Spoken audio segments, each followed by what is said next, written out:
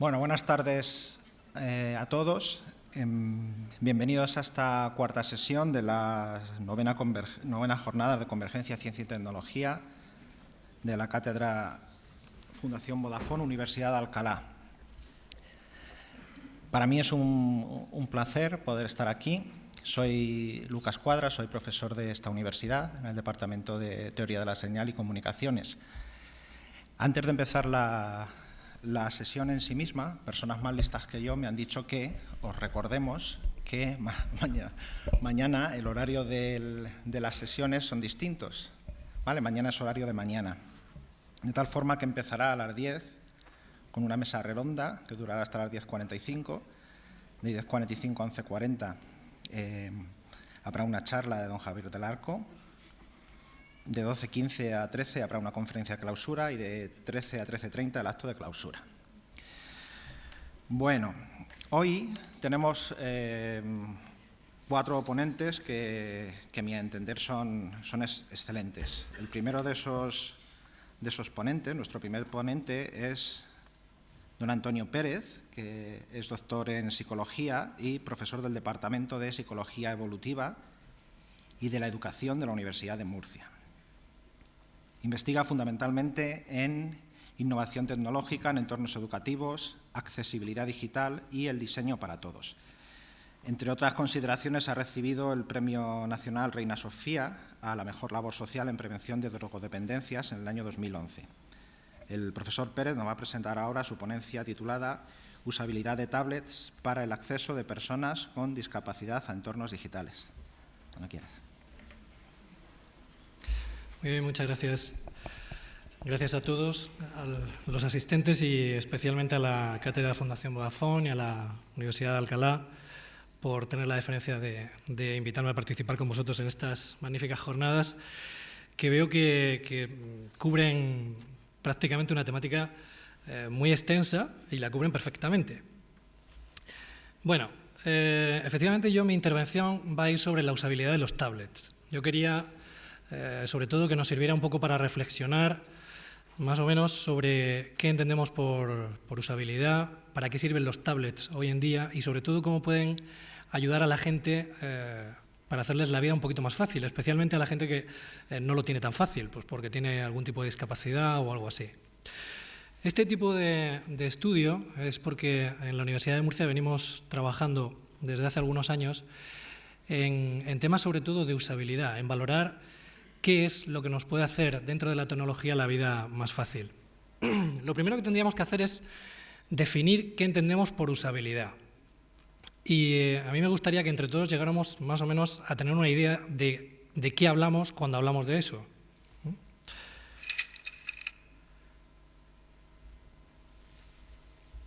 Fijaos en esto. Estos son 2 modelos de reproductores MP3. Las características técnicas de 2 modelos de reproductores de MP3, evidentemente, como habéis visto, porque son de 5 gigas, son del año 2002. ¿Vale? Nos vamos 11 años atrás. Fijaos las características del modelo número 1, fijaos las características del modelo número 2 y decidme cuál os vais a comprar. Las características, pues por ejemplo, del modelo número 1, tiene radio FM, es por supuesto reproductor digital que se puede utilizar como memoria flash, es decir, es un pendrive también, soporte de sonido MP3 y WMA, selección de menú en pantalla mediante iconos, por tanto es bastante intuitivo, mide 3,77 por 7,4, es decir, es un reproductor MP3 así de pequeñito, pesa 43 gramos, y almacena 5 gigas. ¿Vale? El modelo número 2 es también un reproductor digital, no tiene radio FM, también se puede utilizar como memoria flash, también se puede utilizar como almacenaje de pendrive, también soporta MP3 y WMA, sin embargo la selección de menú en pantalla es mediante texto. Es un poco más grande, como 3 veces más grande, tiene 11 centímetros por 6,1, por supuesto entonces el peso es mayor, 130 gramos, y también son 5 gigas. A ver, que levanten la mano los que se compran el primer modelo. Muy bien. Que levanten la mano los que se compran el segundo modelo. Estupendo.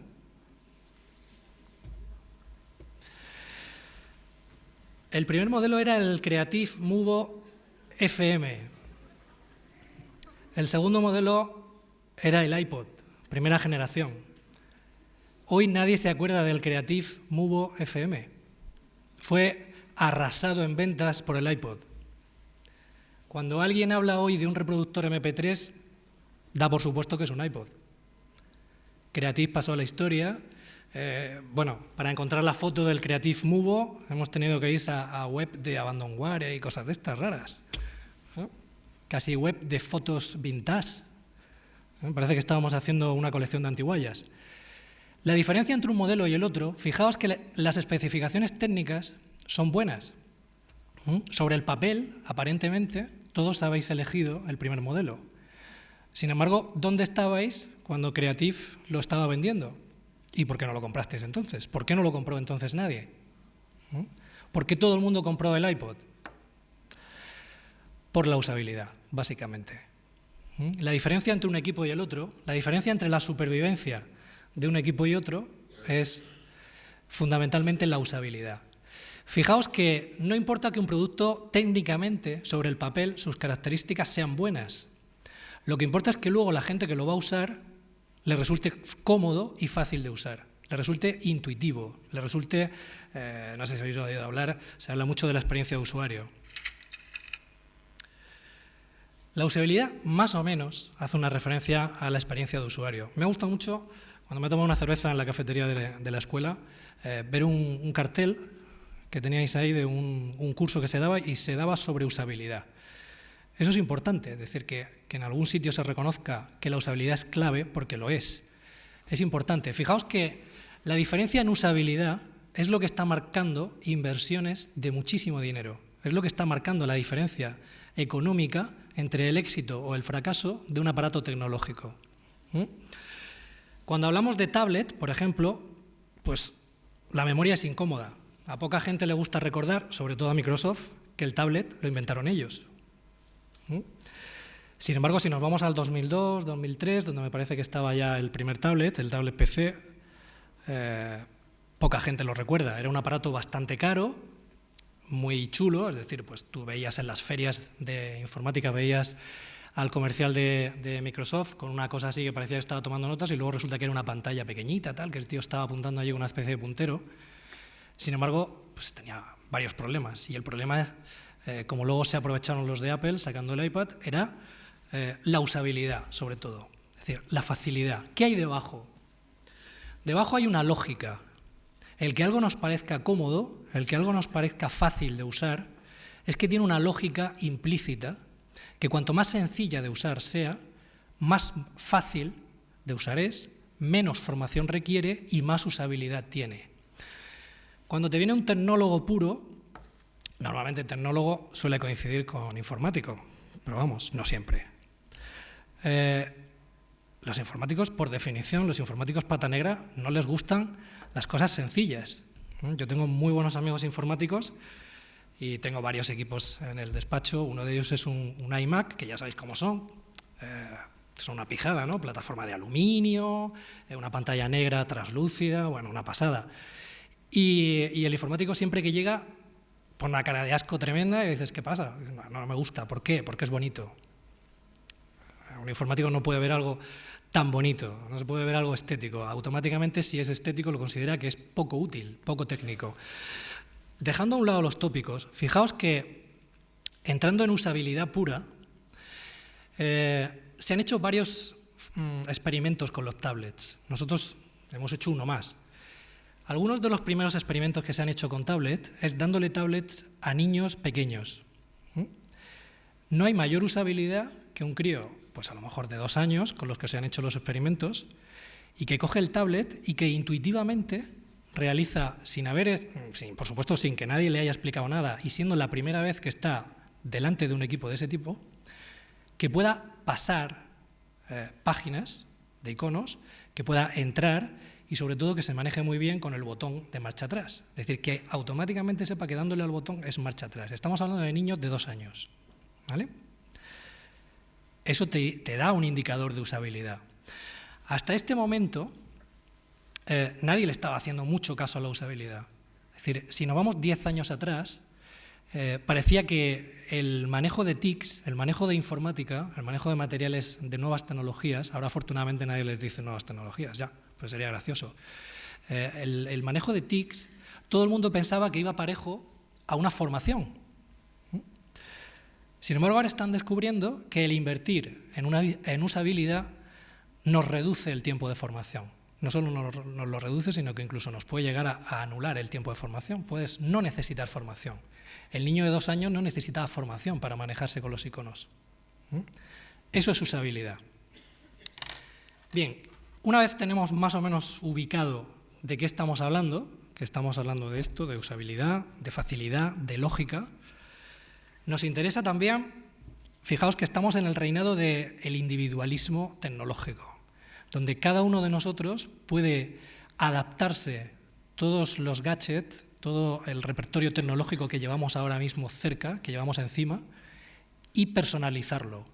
Personalizarlo con un avatar propio, adaptármelo a mis gustos, a mis posibilidades, a mi horario, a mi calendario, a mis contactos, a mis amigos, a mi ritmo de vida. Es decir, puedo personalizar mi tecnología. ¿Por qué nos interesa esa usabilidad y funcionando sobre todo con campus virtuales universitarios? ¿Por qué en entornos virtuales universitarios?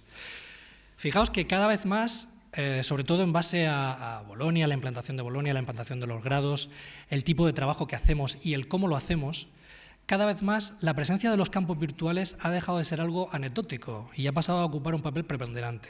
Hasta hace unos años, los campus virtuales de las universidades eran lugares donde la gente se conectaba a bajarse apuntes de los profesores que no le tenían tirria al campus virtual y no los seguían dejando en fotocopiadora.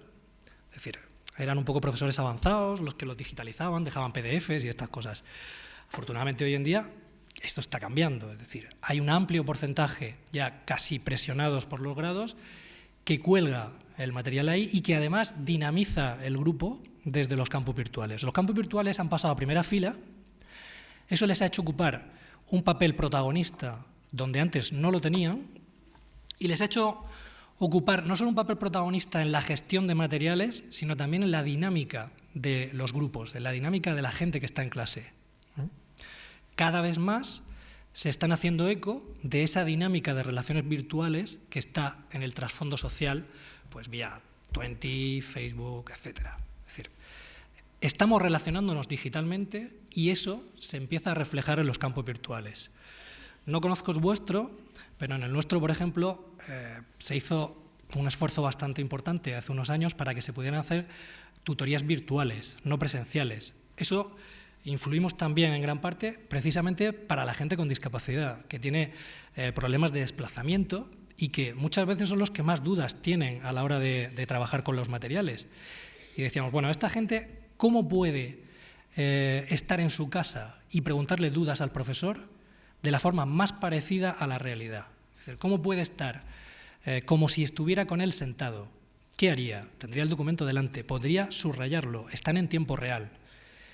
Todas esas características de lo que debía ser la experiencia de usuario en persona, las tuvimos en cuenta para implementarlas en el funcionamiento de las tutorías virtuales del campus. Los grupos de trabajo en red. Esto es una cosa que cada vez más estamos funcionando con ellos. Bolonia, grupos de trabajo colaborativos, aprendizaje colaborativo, etc. Y en red intentamos explotarlo lo más posible. Todo esto, esta situación de descarga de materiales docentes, tutorías virtuales, grupos de trabajo en red, ese papel preponderante de los campus virtuales, lo que hacía era aumentar, nos dimos cuenta, que hacía aumentar la brecha digital entre los alumnos con discapacidad y los alumnos que no tenían discapacidad. ¿Por qué? Porque ellos tenían aún más hándicap a la hora de manejar y acceder a esa tecnología. Muchos pues, no venían habituados a utilizarla y muchos de ellos es que incluso su propia discapacidad les suponía una barrera para acceder a eso. Bien, estuvimos planteándonos diferentes dispositivos, ¿vale? Lo que veíamos mucho en clase eran los netbooks. Sabéis que pues cualquiera que va a una clase ahora mismo, todo el mundo tiene el típico netbook pequeñito para tomar apuntes o tal. Bueno, estuvimos decantándonos entre una cosa y otra, teníamos bastantes equipos en pruebas de un tipo y de otro, y al final nos decantamos por los tablets fundamentalmente por varias cosas. Primero, por la mejor resolución que tienen para documentos y fotografías. Segundo, porque son más ligeros, son mucho más fáciles de transportar, son mucho más fáciles de manejar, la ergonomía del hardware es clave. Tienen un tamaño y un peso perfecto para manejarlos por este tipo de personas con discapacidad. Fundamentalmente tienen un tipo de organización del sistema en la pantalla muchísimo más sencilla, es decir, tú ves la pantalla del netbook y ves la pantalla del tablet y no tiene nada que ver. Uno ya automáticamente tiene una serie de iconos y poco más, mientras que el otro no es así. Tienes todavía menús, accesos a menús escritos, etc. Por tanto, la pantalla raíz era mucho más sencilla. Tenía una facilidad de navegación bastante rápida, tenía una capacidad de respuesta de estar listo para funcionar inmediata y, por supuesto, tiene un sistema operativo mucho más simplificado y más intuitivo, muchísimo más intuitivo que el netbook, ¿vale? O sea, eso, a la hora, si tuvierais que llegar a una universidad y tuvierais que configurar el acceso a la web de la universidad en un dispositivo y en otro, inmediatamente veis las diferencias de uno y otro. Bueno, elegimos los tablets. Y lo que queríamos era valorar varias cosas. Primero, del repertorio de tablets que teníamos, de los tablets más populares, los más usados, ¿cuáles iban a ser los que mejor respuesta iban a dar para el funcionamiento cotidiano dentro de un campus virtual estándar? Siempre en función del tipo de discapacidad. Íbamos a valorar diferentes tipos de discapacidades con diferentes tipos de tablets.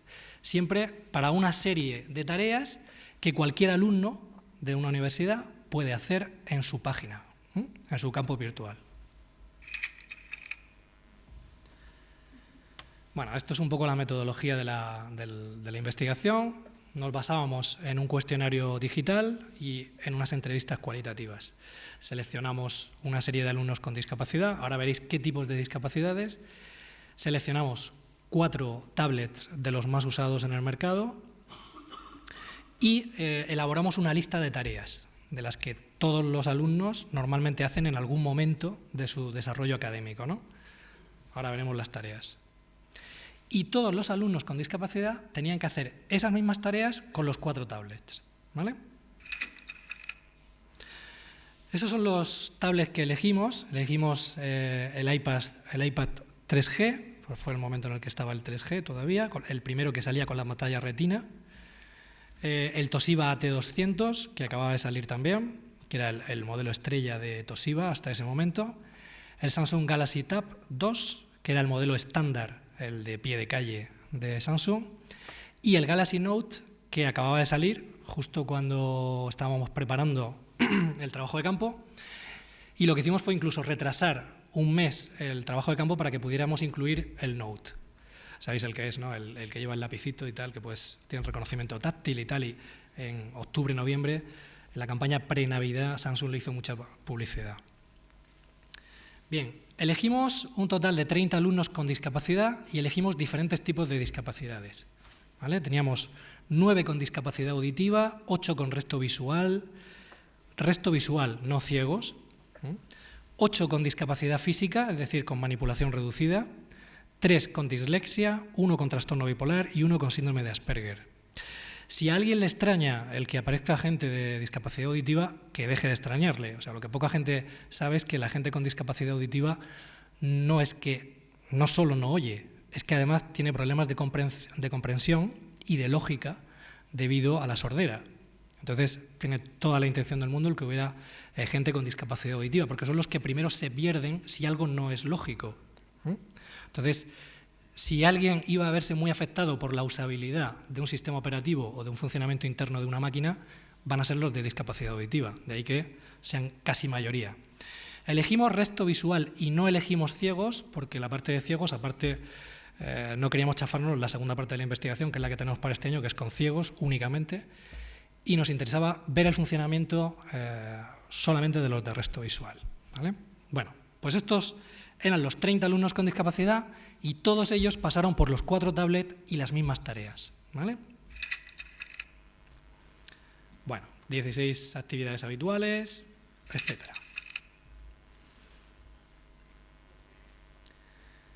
Bueno, esta es la valoración global. Fijaos que aquí estamos viendo cosas que son puramente de hardware. Estamos viendo batería, cómo es el contraste y la iluminación, cómo es la comodidad valorada en general a la hora de funcionar con el aparato, cómo es la estética, cómo de bonito consideran el aparato, cómo es el menú principal, el menú raíz del tablet, qué velocidad, cómo puntúan la velocidad del tablet, la capacidad de almacenamiento, el menú principal, la pantalla y el teclado. Estamos viendo ahora mismo las puntuaciones de todas, estamos en puntuación global, entonces estamos viendo las puntuaciones de todas las discapacidades para el iPad, que es la variable azul. Como veis, las puntuaciones son bastante buenas, teníamos 9,2 en velocidades, donde el iPad ha puntuado bastante bien, 9,8 en teclado, etc. Vamos con Toshiba.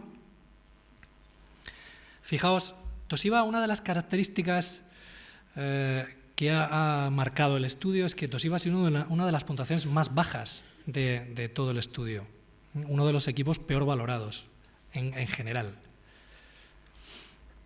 Samsung Galaxy, fijaos la comparación, ya en velocidad, el Toshiba tiene el 5,7, mientras que el Galaxy, a pesar de trabajar con el mismo sistema operativo, tiene el 6,9. Este es el Note. El Note en general tiene una nota media ligeramente superior al Galaxy normal.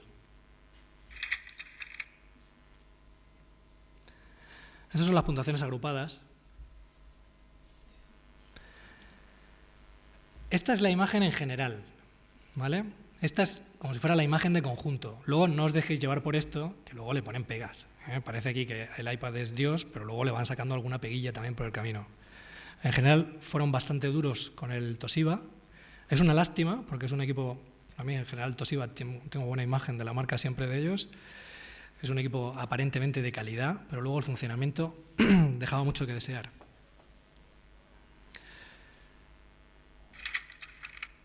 Vamos a ir viendo por discapacidades. ¿Cómo valoraban el hardware por discapacidades? Fijaos. Encontramos en las valoraciones del iPad, encontramos varios 10. Eso no aparece, si no me equivoco, en discapacidad auditiva en ninguno más. Fijaos las puntuaciones, la diferencia de puntuaciones es espectacular, sobre todo en los menús principales de los tablets, en general es donde más duros son. ¿Por qué? La persona con discapacidad auditiva necesita orientarse y necesita que cuantas menos iconos tengas, mejor. Ya sabéis, las pantallas iniciales, enseguida, en cuanto empiezas a cargar de aplicaciones, enseguida las acostumbramos a llenar de cuadraditos con aplicaciones. Y eso es lo que, en general, son los que valoran peor, la gente con este tipo de discapacidad es lo que valora peor con respecto a las demás discapacidades. Fijaos las puntuaciones, la diferencia de puntuaciones. Uno de los 10 del iPad en teclado frente a 7,3, Toshiba 8,67 o 7,33 del Note. El Note aquí puntuaba bastante más bajo que el Galaxy normal. Curioso. Porque ha sido, si no me equivoco, la única discapacidad con la que ha pasado. Puntuaciones muchísimo más duras en discapacidad visual. Aquí marcan bastante más las distancias. Fijaos, varios 10 también para iPad. Discapacidad visual, les faltaba nombrar reina de las fiestas al iPad porque la pantalla retina arrasó en las ampliaciones de pantalla. Es decir, estamos con gente con discapacidad visual que tiene resto visual, es decir, gente que necesita ampliar la pantalla. La mejor ampliación de pantalla, con diferencia, la daba la pantalla retina del iPad. Permitía ampliaciones en las que no se pixelaba en absoluto. Entonces, ellos podían trabajar con documentos que les daban los profesores, podían hacer ampliaciones de 300% sin ningún problema. En cualquiera de los otros equipos era inviable. La pantalla absolutamente perdía resolución, bajaba automáticamente, entraba en píxel y bajaba mucho el rendimiento. Sin embargo, la nota más baja que ha tenido el iPad se la han dado los de discapacidad visual. Fijaos que van también de un extremo al otro, son muy drásticos en este sentido. Y la tienen en el menú principal y, sobre todo el menú principal y en comodidad, pero bueno, sobre todo el menú principal. El menú principal del iPad lo ponen como bastante confuso para ellos por la gran cantidad de iconos que permite. Es uno de los que más cantidad de iconos permite en la pantalla de arranque. En cuanto a velocidad, es uno de los más rápidos, aparte de que valoraban bastante bien, aunque muchos de ellos no lo usaban, la aplicación VoiceOver, no sé si la conocéis, también va en los iPhone, va de serie en el sistema operativo y te va leyendo la pantalla y es pues una de las mejores aplicaciones de lectura de voz que hay en tablet ahora mismo.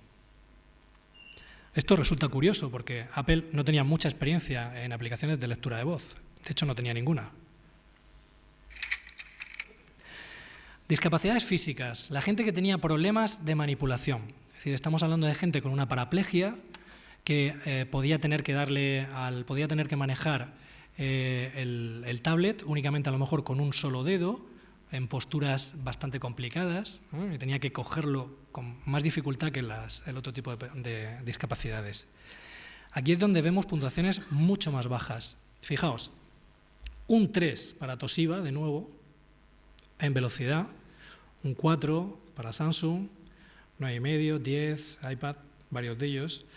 Fijaos en comodidad, que es una de las cosas que nos parece un mejor indicador de la facilidad de manejo del hardware por parte de este tipo de discapacidades. Fijaos en comodidad. Un 4 para los Samsung, 10 para el Note. ¿Por qué? Porque para este tipo de personas con discapacidad reducida, el hecho de que pudieran, con la mano que les quedara libre, el poder utilizar un puntero para manejarse, para ellos es una diferencia espectacular, muy elevada, y que marca diferencias muy drásticas, vamos, fijaos, ¿vale? Fijaos, el mismo Samsung, no hay mucha diferencia en cuanto al funcionamiento del sistema operativo entre el Note y el Galaxy. Sin embargo, el puntero nos da 6 puntos de diferencia, de 4 a 10, ¿vale?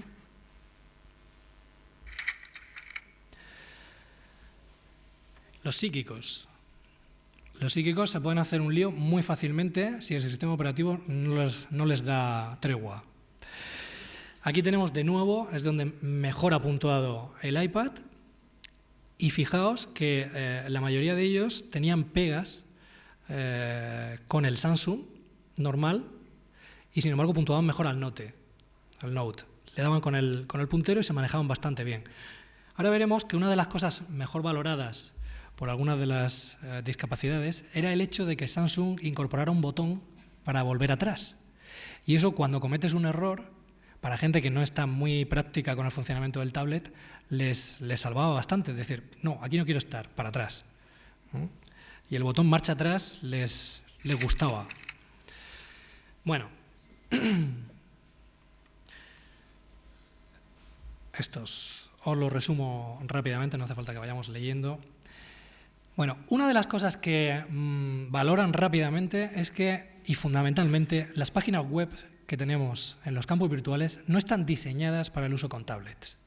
Tienen cantidades abismales de texto, tienen muchísimos menús, muchísimo texto, mucho carril izquierdo, y eso es cantidad de incómodo a la hora de funcionar con el tablet. Si no está hecho a medida, si no está diseñado para el uso con tablet o con smartphone, normalmente, y eso que a muchos de ellos les pasaba, a la hora de entrar con un tablet, la página no se alberga